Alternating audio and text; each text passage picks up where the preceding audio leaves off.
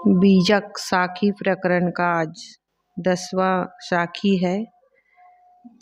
इस साखी में सद्गुरु जीव की गरिमा और उसका स्वागत इसके बारे में बता रहे हैं कि जीव का महत्व क्या है,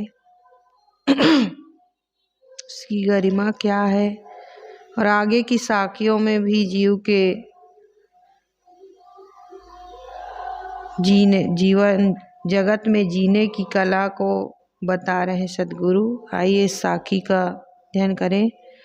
जो जानहु जीव आपना, करहु जीव को सार, जेरा ऐसा पाहु ना, मिले न दूजी बार। जो जानहु जीव आपना, यदि जीव को अपना स्वरूप समझते हो तो उसे पूर्णतः प्रमाणित सर्वोच्च सत्ता समझो। करहु जीव को सार, सार यानी मुख्य सर्वोत्तम वास्तविक पूर्णतः प्रमाणित मूल सत्य स्वागत।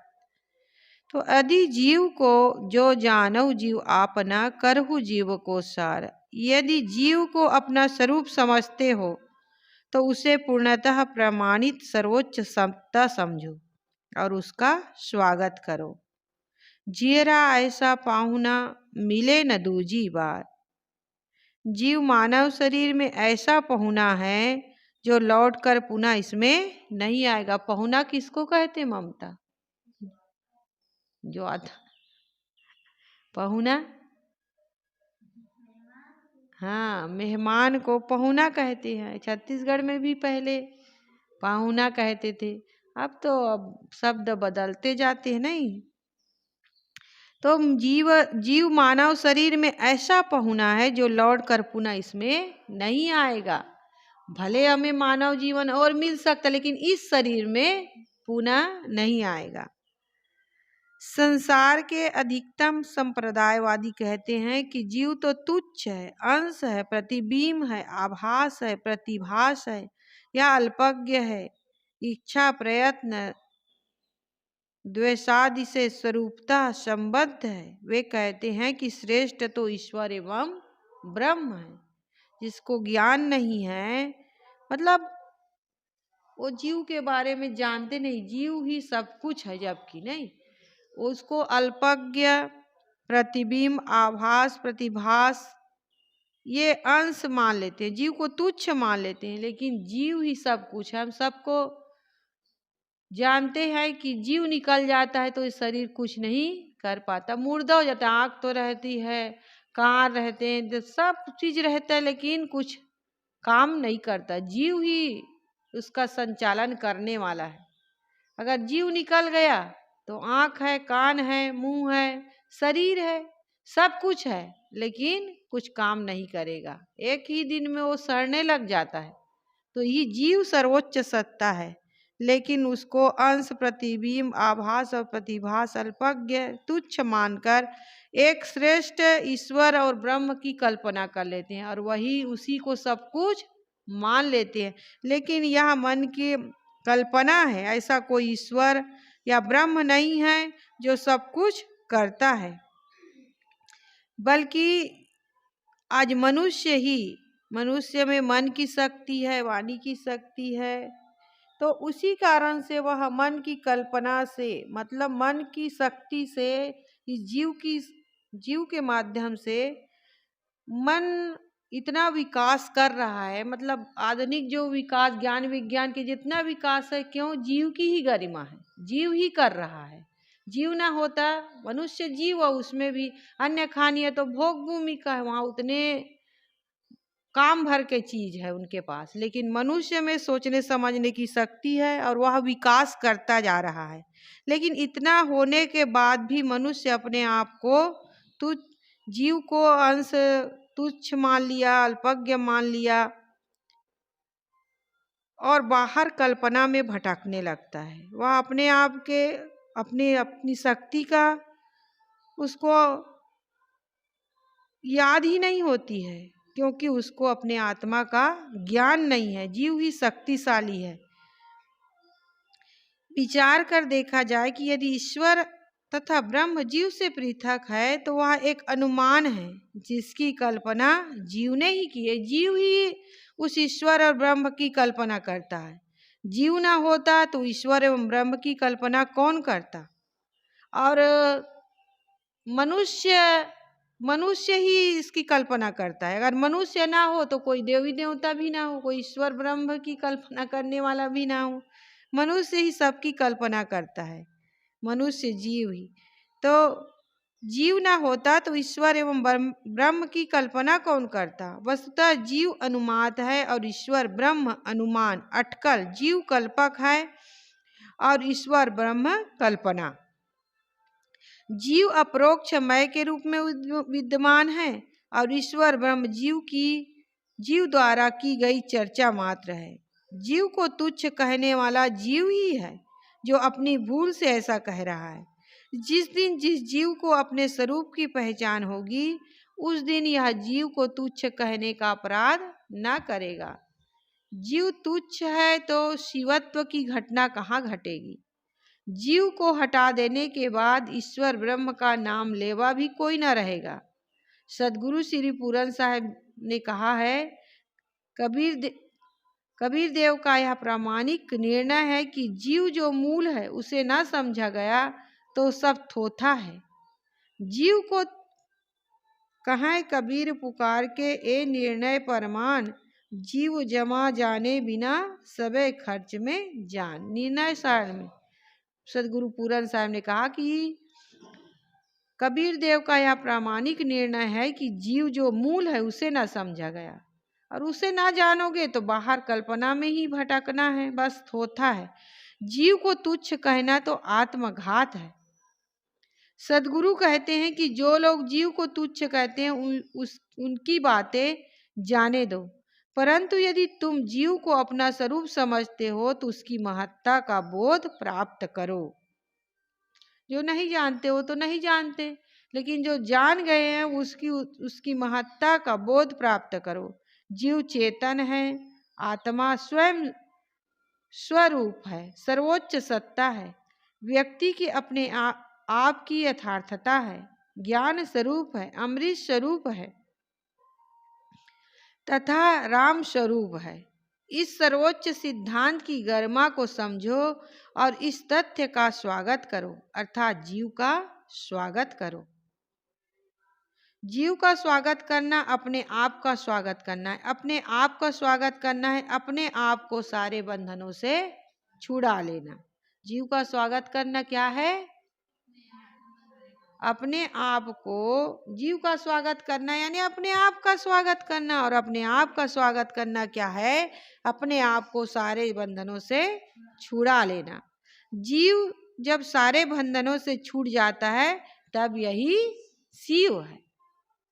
बद्ध दशा में जीव है और मुक्त दशा में शिव है। जीव ही शिव है, आत्मा ही परमात्मा, इसके अलावा कोई और शिव ब्रह्म परमात्मा ऐसा कुछ नहीं, ईश्वर नहीं है। जीरा ऐसा पाहुना मिले न दूजी बार। या मानव शरीर पहुनाई की जगह है और जीव पहुना है। मानव शरीर कल्याण करने का साधन है क्योंकि यह विवेक प्रधान है। अतएव जीवन में विवेक जगाया जाए, मन के बंधनों को तोड़ा जाए और जीव इस जीवन में परम विश्राम पा जाए, यही जीव का स्वागत करना है। लेकिन इसी जीवन में आकर अनादिकाल से हम आए हैं और अनादिकाल से भटकते भटकते बंधनों को बनाते बनाते आए और आज भी उतने ही और ज्यादा उलझते जा रहे हैं। यदि यह काम आज कर लिया गया तो यही जीवन की सफलता है, जीव का इस शरीर में आने की सार्थकता है, अन्यथा सब थोथा है। फिर हमारे में और पशु में अंतर ही क्या रह जाएगा। वो भी खाते पीते हैं, प्रजनन करते हैं और अपना जीवन चला लेते हैं, और हम भी मनुष्य जीवन पाकर भी यही खाने पीने भोगों को भोगने में ही लगे रहे, अपने कल्याण साधना का काम न करे, अपने को बंधनों से न छुड़ाए, तो हमारा ये जीवन सार्थक नहीं होगा। जीव जब शरीर छोड़ देगा तो वह पुनः उसमें नहीं आएगा। जीव इस शरीर से कब चला जाए कोई नहीं जानता, इसलिए आत्म कल्याण का काम शीघ्र करना चाहिए, क्योंकि जीवन का कोई भरोसा नहीं। गर्भकाल से ही मृत्यु शुरू हो जाती है, कोई बच्चा गर्भ में ही मर जाता है, कोई कुछ काल जीता है, कोई, और इस शरीर का जाना तो निश्चित है, और कोई निश्चित हो या ना हो, लेकिन इसका मरना निश्चित है। एक दिन इस संसार से जाना है, और कब काल आ जाए कुछ कहा नहीं जा सकता है।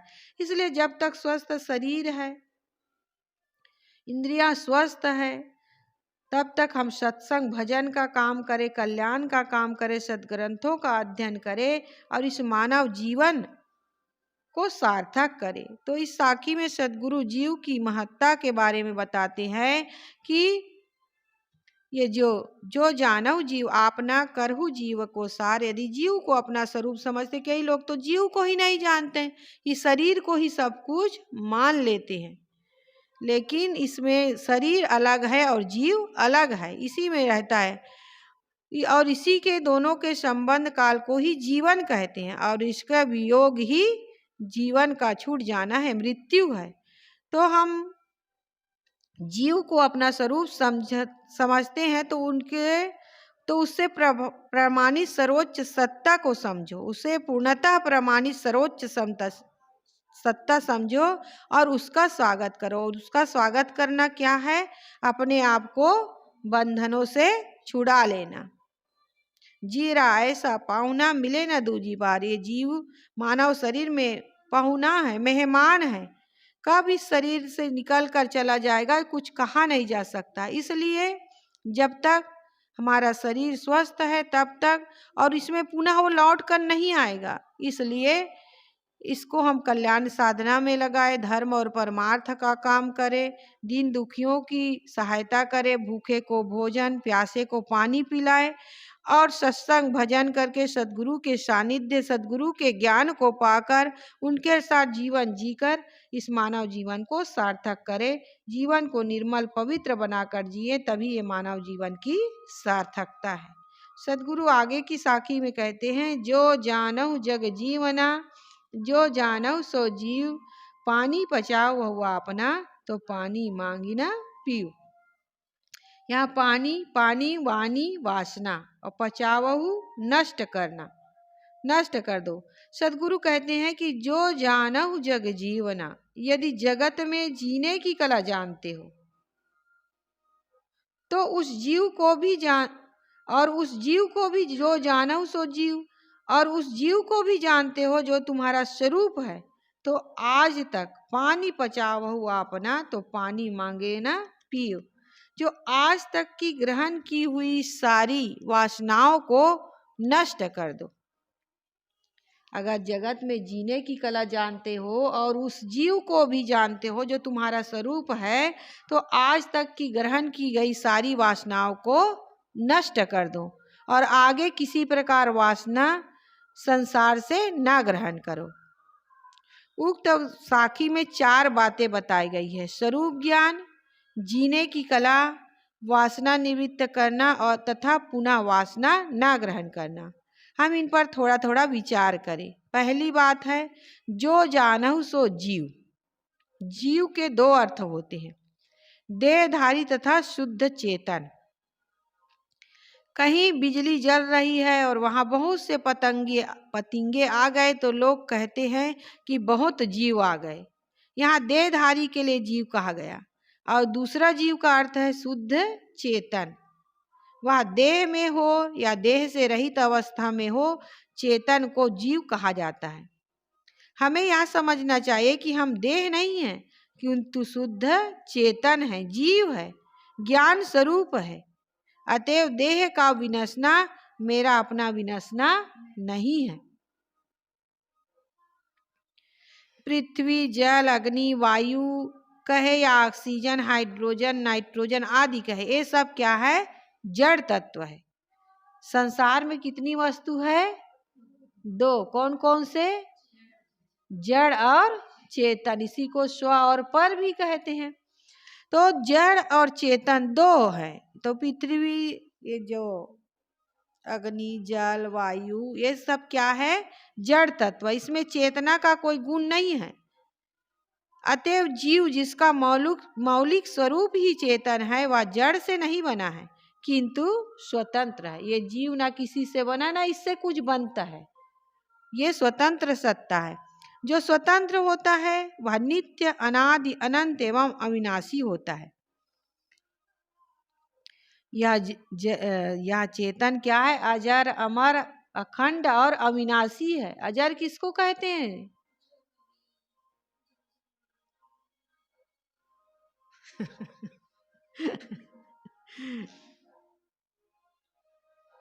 क्या नहीं होता? जो जर्जर नहीं होता, जीर्ण शीर्ण नहीं होता, बूढ़ा नहीं होता, वो क्या है?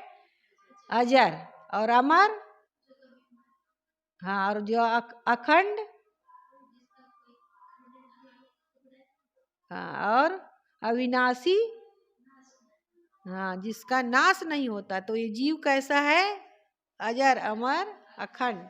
ना ये अंश है ना अंशी है। अंश किसको कहते हैं? और अंशी?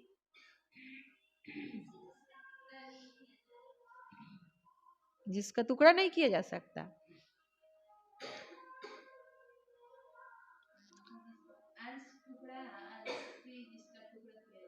हाँ, जिसका टुकड़ा किया जा सकता है। जैसे एक आलू है, अब आलू को ही समझ लो, इतना बड़ा आलू है, पूरा समूचा आलू बड़ा वाला, तो उसका टुकड़ा कर दिए तो वो टुकड़ा क्या हो गया? अंश हो गया, और वो अंशी है। जिसका टुकड़ा किया जा सकता, तो जीव का ना टुकड़ा किया जा सकता है ना उससे टुकड़ा हो सकता है, ना वो किसी का टुकड़ा है ना उसका टुकड़ा किया जा सकता है। तो ये अंश है ना अंशी है। तो यह नित्य है, अनादि अनंत एवं अविनाशी होता है। अतः हमें समझना चाहिए कि हमारी ना कभी उत्पत्ति हुई है ना कभी नाश होगा। विज्ञान के दृष्टिकोण से भी हर मौलिक पदार्थ नित्य है। चेतन जीव मौलिक है, अतः वह नित्य है, अविनाशी है। जब हमें दृढ़ बोध हो जाता है कि हम अविनाशी हैं, तब हमें संसार में किसी प्रकार का भय नहीं रह जाता। इस बोध भाव को जितना साधा जाए उतना जीवन सुखद होगा। यह बोध आध्यात्मिक साधना का मूल आधार है। जब हमें दृढ़ बोध हो जाएगा कि हम अविनाशी है, तब हमें संसार में किसी प्रकार का भय नहीं रह जाएगा, क्योंकि शरीर तो विनाशने वाला है, शरीर का नाश होगा और ये जीव का नाश नहीं होने वाला है, इसलिए किसी चीज का हमें फिर भय नहीं रहेगा। इस बोध भाव को जितना साधा जाए उतना जीवन सुखद होगा। यह बोध आध्यात्मिक साधना का क्या है? मूल आधार है। दूसरी बात है जो जानहु जग जीवना। तो पहली बात क्या है? जो जानहु सो जीव, जीव को जानो। और दूसरी बात जो जानहु जग जीवना, अर्थात यदि जगत में जीना जानते हो तो जगत में पैदा तो बहुत मनुष्य होते हैं, परंतु जो ठीक से जीना जानता है वह बिरला है। मान लो कोई व्यक्ति 1000 रुपये लेकर व्यापार करना शुरू करता है और 2 महीने में उसके पास 800 रुपये की पूंजी रह गई, 4 महीने में 600 रुपये की। इसी प्रकार रोज उसकी पूंजी घटती गई। वह मुनाफा तो कुछ भी नहीं कमा पाया, किंतु उसका मूलधन ही नित्य घटता गया और आखिर में पूरा जमा धन समाप्त हो गया। तो स्पष्ट है कि उसका व्यापार घाटे में चलकर अंत में असफल हो गया। इसी प्रकार हमारा जीवन भी एक व्यापार है। मनुष्य जन्म लेता है, शिशु के रूप में रहता है, उसका चित्त एकदम शुद्ध होता है, बालपन भी शुद्ध चित्त एवं चिंता रहित बीतता है, और जैसे जैसे उम्र बढ़ती जाती वैसे वैसे मलिनता शुरू हो जाती। जवानी आने पर मलिनता शुरू होती है, साथ साथ चिंता भी। फिर भी जवानी में काफी कुछ उदारता, सरलता तथा मानसिक प्रसन्नता रहती है, और परिपक्व अवस्था में पहुंचकर आदमी काफी चिंताक्रांत हो जाता है। बुढ़ापा में तो केवल चिंता एवं मन की ही खिन्नता शेष रह जाती है और असंतोष में ही वह शरीर छोड़ देता है। यह जीवन व्यापार का घाटे में चलते चलते अंततः निष्फल हो जाता है। ऐसा क्यों हुआ? क्योंकि हमने जीवन जीने की कला नहीं समझ सके। यदि कुछ समझे भी हो तो उसका जीवन में प्रयोग नहीं किए।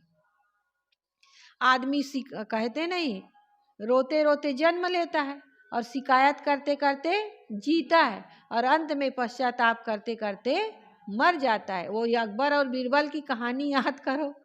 अकबर ने बीरबल से कहा कि बीरबल बताओ कि हाथ की हथेली में बाल क्यों नहीं होते?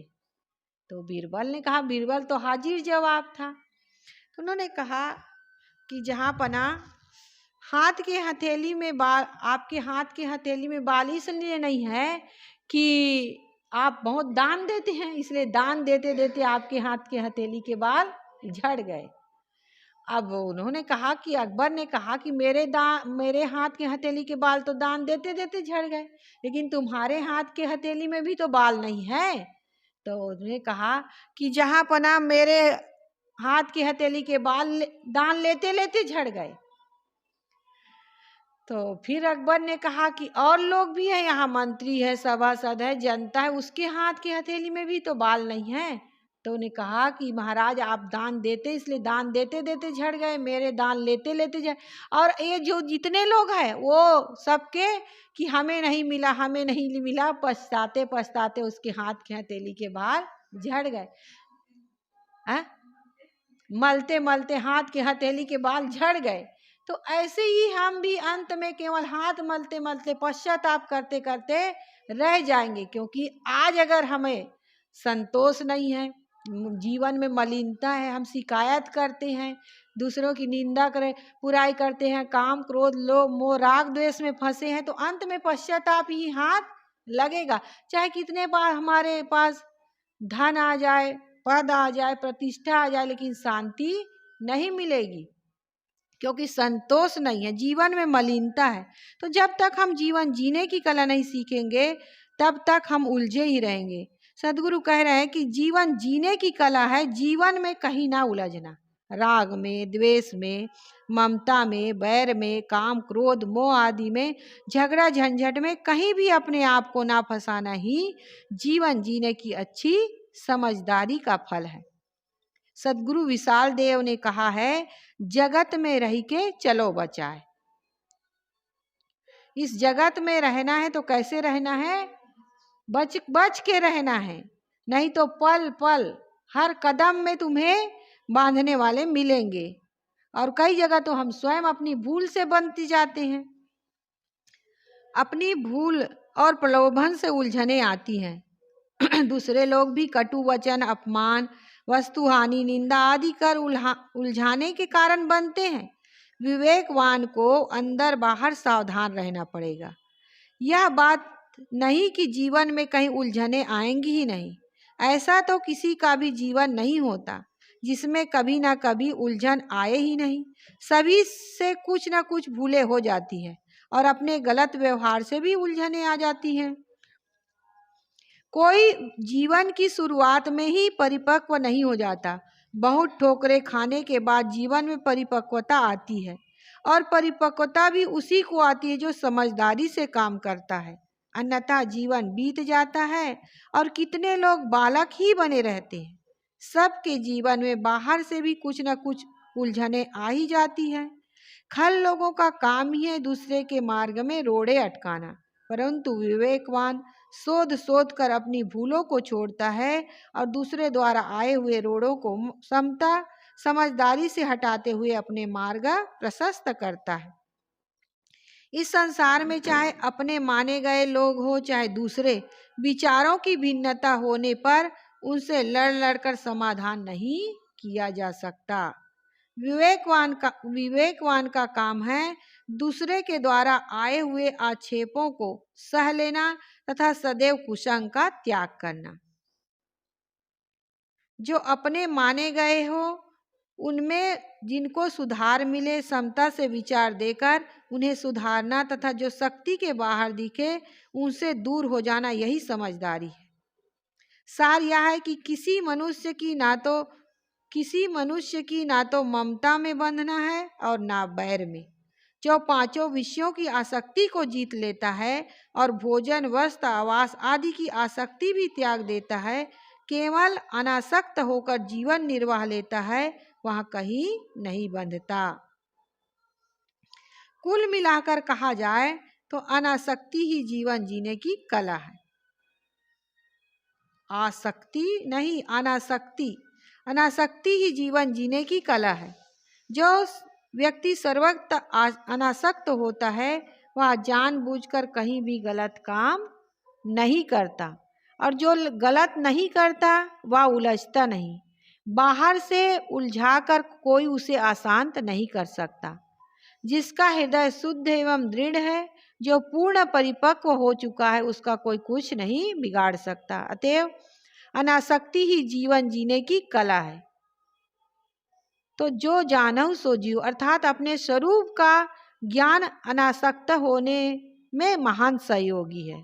तो पहली बात क्या कहे, जो जानहु सो जीव, अपने जीव को जानो, और जो जानहु जग जीवना, जीव को जानकर क्या जीवन जीने की कला सीखना है। और तीसरी बात है पानी पचावहु आपना। यह बहुत गंभीर भाव का वाक्यांश है। यह पानी का अर्थ वाणी और वासना है। वाणी अर्थात शब्द। मनुष्य के मन में निरंतर शब्द गूंजते रहते। अनेक प्रकार के भावना उत्पादक शब्द मनुष्य के मन में भरे रहते हैं और वह उन्हीं में निरंतर उबता डूबता रहता है। शब्द और वासना का घनिष्ठ संबंध है। अभी और साखियों में हम पढ़ के आए ही हैं कि शब्द का हमारे जीवन में कैसे प्रभाव पड़ता है। तो शब्द और वासना का घनिष्ठ संबंध होता है। जैसे हम शब्द सुनते हैं वैसे ही हमारे जीवन में प्रभाव पड़ता जाता है। मानवेतर प्राणियों में शब्द शक्ति बहुत कम होने से उनमें वासनाएं भी कम होती है। मनुष्य वासनाओं का पुंज बना रहता है क्योंकि वह शब्दों को बहुत ग्रहण करता है। शब्दों के पीछे कुछ अर्थ होते हैं और अर्थों के पीछे उलझन। शांति इच्छुक को चाहिए कि उलझाने वाले शब्दों को वह एकदम छोड़ दे, किंतु समाधि में पहुंचकर सारे शब्दों को छोड़ दे। शब्द छोड़ने पर स्मरण छूटेंगे और स्मरण छोड़ने पर शब्द छूटेंगे। 2 से 7 साखी तक पढ़े ना शब्द के बारे में अभी, कि शब्दे मारा गिर परा, शब्दे छोड़ा राज, जिन जिन शब्द विवेक किया तिनका सरयो काज। शब्द शब्द बहु अंतरे, सार शब्द मति लीजे, कहे कबीर जहाँ सार शब्द नहीं दिग जीवन सो जीजे। तो ये शब्दों, इसलिए क्या करना है कि हमें, अगर हम शांति चाहते हैं तो विवेक वैराग्य वाले शब्दों को, वैराग्य पूर्ण शब्दों को जीवन में धारण करें। अच्छे शब्दों का जीवन में आचरण करें। अच्छे शब्दों को सुनकर उसके अनुसार जीवन को बनाएं, तभी हम शांति पा सकते हैं, अपने कल्याण साधना कर सकते हैं। और जो विषयपूर्ण शब्द है उसको सुनेंगे तो वैसे ही हमारा मन बन जाएगा और हम पतित भी हो सकते हैं, वासना में बंध सकते हैं। इसलिए शब्दों का जीवन में बहुत बड़ा महत्व है। शब्द और वासना में गुरुजी कह ही रहे हैं कि वासना और शब्द में की घनिष्ठ संबंध होता है। इसलिए जो अन्य खानी के प्राणी है वो शब्द शक्ति कम होने से उनमें वासनाएं कम होती है और मनुष्य में वासनाओं का पुंज बना रहता है क्योंकि उसके पास शब्दों का संग्रह है। अंततः पानी का परिपाक अर्थ वासना ही है। वासना का अर्थ है आसक्तिपूर्ण संस्कार। अपने चेतन स्वरूप से जो पृथक है उसके राग द्वेषात्मक संस्कार ही वासना है। देह से जगत पर्यंत एवं पिंड से ब्रह्मांड तक जो कुछ जड़ दृश्य है इसकी वासना ही जीव को परतंत्र बनाती है। सद्गुरु कहते हैं कि आज तक जितनी वासनाएं ग्रहण कर रखे हो उन्हें विवेक से नष्ट कर दो और आगे संसार से मांगकर कोई नई वासना मत ग्रहण करो। पुनः वासनाएं ग्रहण ना करो, यही चौथी बात है। जीवन जीने की यह सर्वोत्तम कला है कि आज तक संसार की जितनी अहंता ममता एवं वासनाएं हमने ग्रहण कर रखी है उन्हें त्याग दे और नई अहंता ममता एवं वासनाएं ना ग्रहण करे। अहंकार रहित, ममता रहित, वासना रहित जीवन ही मुक्त जीवन है। यही सच्चा जीवन है। यही जीवन सच्चे अर्थों में यही जीवन सच्चे अर्थों में सुखी रहता है। तो जो सदगुरु इस साखी के माध्यम से हमें 4 बातें बताते हैं। पहला स्वरूप का ज्ञान, दूसरा जीवन जीने की कला, तीसरा वासना निवृत्त, और पुनः चौथी बात है पुनः वासना ना ग्रहण करना। तो यदि हम इन बातों पर ध्यान दें, जीव को जाने, जगत में जीवन जीने की कला सीखें, और जो आज तक हमने वासना बनाई है उसका त्याग करें और आगे वासना ना बनाएं, तभी हमें हमारा जीवन, ये मानव जीवन, कल्याण साधना पूर्ण जो जीवन मिला हुआ है, इसमें हम कल्याण कर कर अब सच्चे अर्थों में सुखी हो सकते हैं और शांति को पा सकते हैं। बोलिए सद्गुरुदेव की जय।